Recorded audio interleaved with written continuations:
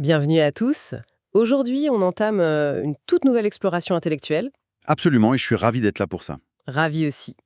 Et notre mission pour cette session, en fait, c'est de fournir à notre public un véritable raccourci. Un raccourci pour comprendre les rouages intimes, complexes et surtout réels des marchés financiers. Ouais, parce que c'est pas du tout ce qu'on nous apprend à l'école. C'est clair. Pour ça, notre analyse va se concentrer sur un ouvrage vraiment fondamental, une lecture incontournable pour quiconque s'intéresse à la dynamique des capitaux. C'est L'alchimie de la finance de George Soros. Un classique. Un vrai classique. L'objectif, c'est vraiment de dépasser largement les modèles théoriques bien lisses, tu sais, ceux qu'on retrouve dans tous les manuels scolaires d'économie. Ah bah, les fameux modèles où tout est toujours parfait, oui. Exactement. Et l'accroche de ce livre, elle pose un postulat hyper audacieux. L'auteur, qui a quand même prouvé ses théories en devenant l'un des investisseurs les plus prospères de l'histoire contemporaine, Ce qui n'est pas rien, hein. non, c'est pas rien du tout, eh bien, il affirme sans aucun détour que la théorie économique classique est fondamentalement erronée. Boum. Direct. Voilà. Il dit qu'elle reposerait sur une illusion totale, l'illusion de l'équilibre parfait et de la connaissance absolue. Et c'est ça qui est fort. La pertinence de cette thèse, elle réside vraiment dans sa nature hybride. C'est ce qui rend notre discussion d'aujourd'hui particulièrement riche. Mhm. L'ouvrage, il se limite pas à une critique théorique ou abstraite de l'économie académique. Il tisse un lien constant entre, d'un côté, des observations empiriques, brutes, Directement issu des tranchées des marchés boursiers mondiaux. voilà, c'est ça, et de l'autre côté, une profonde réflexion philosophique sur la condition humaine et les limites de notre cognition. Ce qui est super ambitieux pour un livre de finance. Totalement. L'argument central, c'est que notre perception de la réalité est intrinsèquement biaisée.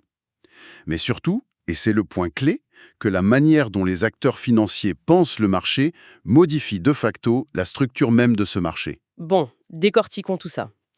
L'économie a historiquement souffert d'une sorte de complexe d'infériorité vis-à-vis des sciences naturelles. Ah oui, le fameux complexe de la physique. C'est ça. Pour acquérir une légitimité académique, l'économie a cherché à formuler des lois immuables, à l'image de la physique ou de la thermodynamique. Des équations parfaites. Exactement. Et pour y parvenir, les économistes classiques ont dû forger un concept très élégant mathématiquement, mais totalement artificiel, L'acteur rationnel. l'acteur rationnel. Ce modèle postule que les participants au marché disposent d'informations parfaites, qu'ils optimisent continuellement leurs décisions sans la moindre émotion, Ce qui est évidemment faux quand on regarde des vrais humains en trader. totalement faux. Et ce modèle prétend que les prix convergent inexorablement vers un état magique et stable qu'on appelle l'équilibre. Ce qui est fascinant ici, c'est la façon dont l'auteur déconstruit cette prétention à la scientificité dure. Hmm. Contrairement aux phénomènes naturels, les événements sociaux et financiers impliquent des participants qui pensent. Et ça change tout. Ça change absolument tout. Cette pensée introduit une variable endogène qui bouleverse toute l'équation. Le livre dresse un parallèle particulièrement ingénieux avec le principe d'incertitude d'Heisenberg en physique quantique. Où l'acte même d'observer une particule modifie sa trajectoire. Exactement. Toutefois, dans les sciences sociales, la dynamique va encore plus loin. Comment ça? Eh bien, ce n'est pas un observateur extérieur neutre qui crée l'incertitude. Ce sont les attentes, les espoirs et les craintes des participants de l'intérieur qui forgent cette incertitude fondamentale. Il transforme la matière observée de l'intérieur. Voilà. Et c'est ici qu'intervient son concept central. La fameuse réflexivité. Exactement. Au lieu de se limiter à une chaîne de causalité linéaire, tu sais, où des fondamentaux économiques dicteraient mécaniquement les prix, on se retrouve face à une boucle de rétroaction infinie. C'est une boucle. Oui, Pour éviter les définitions trop scolaires pour notre public, on peut voir ça à travers le prisme des indicateurs de sentiment de marché. bonne analogie. Si une masse critique d'investisseurs observe un indicateur technique qui prévoit une baisse, Ils vont tous essayer de vendre en même temps. et cette tentative collective de vendre pour se protéger va provoquer cette baisse précise. Ce qui modifie les fondamentaux techniques de l'actif. Exactement. La prophétie se réalise. Le prolongement direct de cette idée nécessite de scinder cette réflexivité en deux fonctions distinctes. Des fonctions qui opèrent de manière simultanée. Lesquels? La première, c'est la fonction cognitive. Les acteurs tentent de cartographier, de comprendre la situation dans laquelle ils évoluent. Donc ici, c'est la réalité qui influence la perception. C'est ça. La seconde, c'est la fonction participative. Les acteurs prennent des décisions d'allocation de capital basées sur cette compréhension imparfaite. Et c'est là que la perception influence et altère la réalité. Tout juste. Le problème fondamental des modèles classiques, c'est qu'ils traitent ces variables comme totalement indépendantes. Alors qu'elles sont profondément intriquées. Profondément. Le corollaire de cette dynamique est juste dévastateur pour l'hypothèse des marchés efficients. En fait, le marché n'a jamais raison au sens absolu du terme. Jamais. Les prix affichés sur nos écrans n'expriment pas une vérité fondamentale ou une juste valeur calculée à la décimale près. Ils reflètent juste un biais dominant à un instant T. Un biais de la foule. Participants agissent sur ces perceptions biaisées, leur flux de capitaux modifie les bilans des entreprises, leur capacité d'emprunt et même leur viabilité. La variable indépendante d'une fonction devient la variable dépendante de l'autre. Ça crée un mouvement perpétuel plutôt qu'un équilibre statique. L'illustration parfaite de ce phénomène, on la trouve dans la formation des cycles de marché. L'auteur ne considère pas les bourses mondiales comme de simples plateformes d'échange, Il les voit comment? comme des laboratoires géants. Ah oui, c'est une super image. Ce sont des environnements où les hypothèses historiques et les biais cognitifs des investisseurs sont testés en temps réel avec des conséquences financières massives. Et c'est ce laboratoire qui lui a permis d'isoler la mécanique interne du fameux cycle d'expansion-effondrement. Le fameux modèle boom and bust. Il détaille, et c'est important de le préciser, non pas comme un accident imprévisible, mais comme un processus séquentiel ultra-logique. Il le décompose de manière presque clinique en 6 étapes. Vas-y, guide-nous à travers ça. La première étape, c'est La première est toujours furtive. Une tendance sous-jacente émerge dans l'économie, mais elle n'est pas encore reconnue par le consensus. personne ne la voit vraiment. Ensuite, la deuxième étape, c'est l'amorce du processus auto-renforçant, non? C'est ça. Les prix commencent à monter, ce qui valide les premières thèses d'investissement et attire de nouveaux capitaux. Et ça nous mène à la troisième étape, qui est souvent marquée par un test de la tendance. Une correction mineure survient, mais si le marché l'absorbe et repart à la hausse, la conviction des investisseurs se transforme en certitude inébranlable. Ce qui creuse l'écart entre les attentes et la réalité matérielle. Il faut même aller plus loin dans la psychologie de cette phase. La quatrième étape, c'est celle où la faille conceptuelle devient évidente pour les observateurs les plus attentifs. Mais le marché s'en fiche. Totalement. La dynamique des flux est tellement puissante que la tendance continue de dicter sa loi. Et ça débouche sur la cinquième étape, le point culminant, le climax. À ce stade, les valorisations sont totalement déconnectées des cash flows futurs possibles. Elles sont portées par des récits purement irrationnels. Et enfin, la chute. La sixième étape marque le renversement brutal. Le biais positif se mue en panique liquidative. Le processus s'inverse avec une violence inouïe. Ça détruit non seulement la capitalisation boursière, mais ça endommage souvent l'économie réelle qui s'était adossée à ces valorisations factices. C'est exactement le danger. C'est là que ça devient vraiment intéressant. Il y a une application historique brillante dans le livre qui permet de sortir de la théorie pure. L'épisode des fiducies de placement immobilier à la fin des années 60, les fameux REITs. Une histoire incroyable. À cette époque, l'auteur publie un rapport de recherche institutionnelle intitulé « L'argument en faveur des fiducies hypothécaires ». L'impact de ce document a été massif. Massif, à tel point qu'une banque de Cleveland a dû réclamer un nouvel exemplaire parce que le leur était devenu illisible à force d'être photocopié et partagé sur tous les bureaux des gérants. Et la mécanique derrière cette histoire est un cas d'école absolu de réflexivité.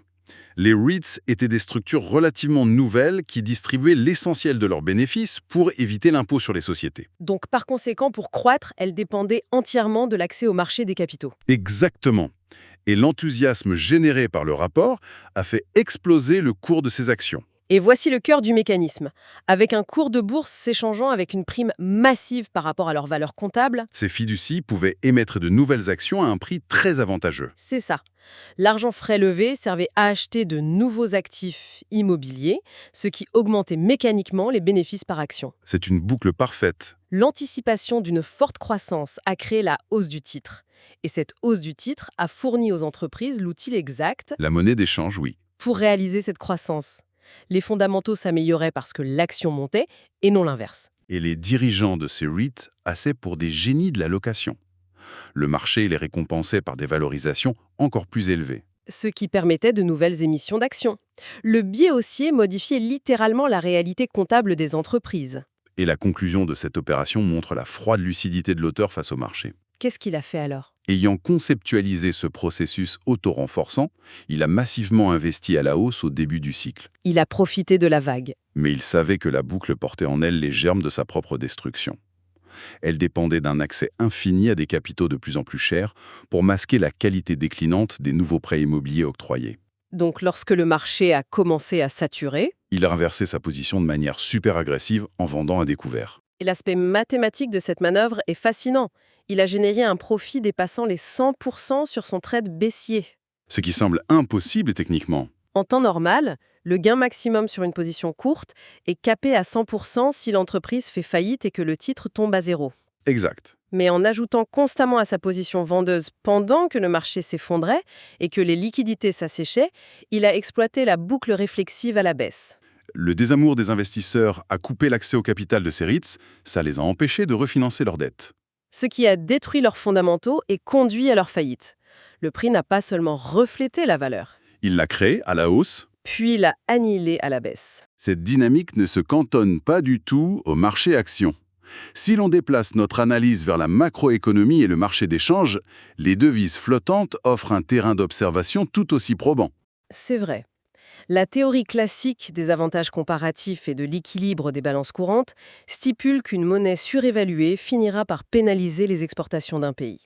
Favorisant ainsi ses importations. Ce qui, à terme, devrait mécaniquement faire baisser la valeur de cette devise pour retrouver un point d'équilibre fondamental. Sauf que l'analyse de l'auteur balaye complètement cette vision statique. Il l'illustre avec la trajectoire du mark allemand dans les années 70, juste après la fin du système de Bretton Woods. L'économie classique ignorait presque totalement l'impact massif des flux de capitaux spéculatifs. Qui sont bien plus rapides et volumineux que les flux liés au commerce de biens matériels. Si l'on relie cela à la situation dans son ensemble, l'exemple du mark allemand démontre comment une tendance peut devenir auto-validante. Une boucle vertueuse en apparence. En apparence, oui. Une monnaie qui s'apprécie fortement a un effet anti-inflationniste immédiat sur l'économie domestique. Le prix des matières premières importées, comme le pétrole, chute en monnaie locale, Et cette inflation maîtrisée limite les revendications salariales. ce qui permet aux entreprises exportatrices de maintenir une structure de coûts extrêmement compétitive. Le résultat est sans appel. Les exportations restent florissantes malgré la monnaie forte. Et constatant cette solidité, les capitaux spéculatifs internationaux affluent massivement vers cette devise, la propulsant encore plus haut. L'équilibre théorique est remplacé par une dynamique polarisante et instable. Cette polarisation trouve son expression la plus dangereuse dans les rouages du crédit et de la création monétaire. Le livre met en lumière un fait souvent négligé. L'octroi d'un crédit n'est pas un transfert passif de fonds. On suppose généralement que la valeur d'un actif donné en garantie d'un prêt, le collatéral, possède une valeur intrinsèque indépendante. Pourtant, c'est l'expansion du crédit elle-même qui gonfle la valeur de ce collatéral. L'asymétrie de ce cycle du crédit est redoutable. En période d'expansion, les institutions financières augmentent leur tolérance au risque, Elle prête davantage, ce qui injecte de la liquidité dans l'économie et fait grimper le prix des actifs tangibles ou financiers. ce collatéral valorisé à la hausse permet ensuite aux emprunteurs de contracter de nouvelles dettes. Le processus s'étale sur des années, de manière insidieuse. Mais la phase de contraction, le bust, obéit à une temporalité radicalement différente. Ah, ça c'est beaucoup plus violent. Lorsque la confiance se brise ou que les taux directeurs montent, les appels de marge forcent la liquidation simultanée des actifs, la tentative désespérée de tous les acteurs de réduire leur levier financier au même moment provoque une implosion des prix, Détruisons la valeur des garanties bancaires. et forçant une nouvelle vague de liquidation. C'est une compression violente du temps économique. Face à cette instabilité intrinsèque, on évoque souvent le filet de sécurité des régulateurs, Les banques centrales, les agences gouvernementales. censé lisser ces cycles destructeurs. Sauf que la critique adressée aux autorités de régulation est particulièrement fine ici. L'erreur consiste à placer les régulateurs hors du système, comme des arbitres omniscients agissant sur un modèle statique. Or, ils sont des participants à part entière. Leurs grilles de lecture sont elles aussi soumises à la fonction cognitive imparfaite dont on parlait. Bien souvent, la réglementation mise en place est une réponse émotionnelle et politique au crash précédent. Et les politiques de régulation et de dérégulation génèrent leur propre cycle sous-jacent. Une politique monétaire restrictive pour combattre l'inflation passée peut interagir de manière imprévisible avec une contraction naissante du crédit privé. Précipitant l'effondrement qu'elles cherchaient à encadrer. Exactement. Alors qu'est-ce que tout cela signifie? On en revient au titre même de l'ouvrage, et il y a là un paradoxe apparent qui mérite d'être souligné. Le choix du mot alchimie. Oui, l'auteur dirige des capitaux colossaux, il navigue dans des marchés ultra compétitifs dominés par des modèles quantitatifs, et pourtant il choisit d'intituler son œuvre L'alchimie de la finance. L'utilisation d'un terme historiquement associé à des pratiques ésotériques médiévales plutôt qu'à une rigueur scientifique est un choix sémantique délibéré. C'est pour marquer une rupture épistémologique. Cette rupture est fondamentale. Les sciences naturelles ont pour mandat de découvrir une vérité objective, les lois de la gravitation ou de la thermodynamique opèrent avec une indifférence totale vis-à-vis des croyances humaines. La pomme tombe, que tu y crois ou non. Exactement. L'alchimie originelle a échoué parce qu'elle tentait de modifier la matière brute, comme transformer le plomb en or, par la seule force de l'intention ou de rituel. La matière naturelle ne possède pas de fonction participative. En revanche, dans la sphère financière et sociale, la pensée des acteurs est la matière première du système. C'est le cœur philosophique du livre, en fait. Puisque la réflexivité rend l'atteinte d'une connaissance absolue impossible dans les marchés, le but de l'investisseur ou de l'économiste n'est pas la quête d'une vérité scientifique inaltérable. C'est l'obtention d'un succès opérationnel. Anticiper et surfer sur les biais du consensus. Donc, si l'alchimie est inopérante sur la nature, elle se révèle être le modus operandi exact des marchés financiers. C'est ça.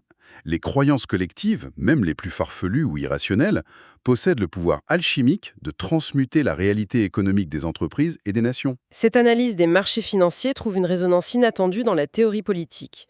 L'auteur a été profondément marqué par les travaux du philosophe Karl Popper. Le lien établi entre la modélisation financière et la structuration des sociétés humaines apporte une dimension morale à cette réflexion sur l'ignorance.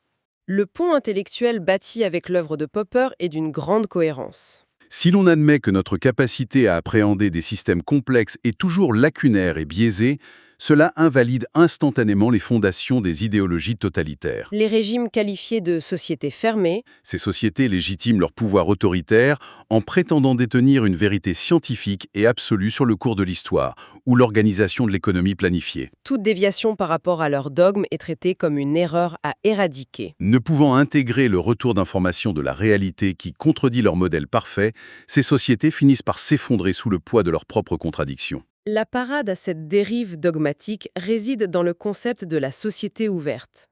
Il s'agit d'une organisation sociale, généralement associée à la démocratie libérale et à l'économie de marché, qui intègre organiquement sa propre faillibilité. Une société ouverte n'a pas la prétention d'être parfaite. Elle se définit par sa capacité institutionnelle à absorber la critique, à encourager la dissidence et à modifier sa trajectoire. Elle progresse par un processus permanent d'essais et d'erreurs. Tout comme un marché financier corrige ses excès par la volatilité, l'économie n'est pas une machine parfaite cherchant l'équilibre. C'est un organisme vivant, propulsé par les biais humains, où nos attentes faussées façonnent activement l'avenir. Cela soulève une question importante. Laquelle? Au-delà de la théorie, quelle est l'application pratique de cette grille de lecture pour les acteurs économiques et les citoyens d'aujourd'hui?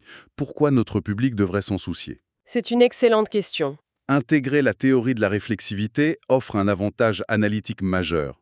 Cela permet de s'affranchir du respect révérencieux envers les prix affichés et les consensus macroéconomiques. Il devient possible de repérer systématiquement les points de rupture. Ces moments critiques où le récit dominant, porté par l'euphorie ou la panique, se désolidarise totalement des réalités comptables et physiques sous-jacentes. C'est un prisme essentiel pour protéger son capital, orienter sa stratégie d'entreprise ou même simplement décrypter les décisions politiques sans céder au mouvement de foule. C'est une vraie boussole. En guise de conclusion à cette exploration, il convient de s'attarder sur une notion particulièrement troublante soulevée par ces mécanismes, celle des prophéties autodestructrices.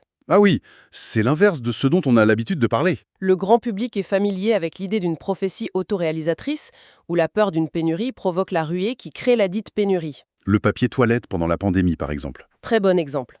Mais la dynamique inverse est tout aussi puissante à l'échelle macroéconomique.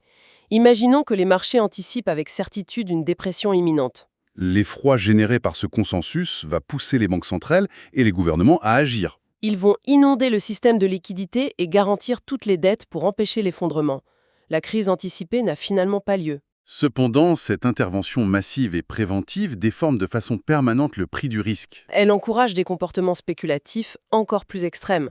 Il est fascinant quand on y réfléchit de se demander si notre architecture financière moderne ne survit qu'en évitant des crises immédiates au prix de l'édification de déséquilibres futurs d'une ampleur inédite. C'est une réflexion vertigineuse. Remplacer la crise qu'on vient d'éviter par les fondations de la prochaine crise géante. C'est crucial pour notre public de garder un esprit critique et d'observer continuellement comment les perceptions influencent et modèlent la structure même de la réalité environnante. Tout à fait. Merci de nous avoir suivis. À très bientôt pour une nouvelle analyse.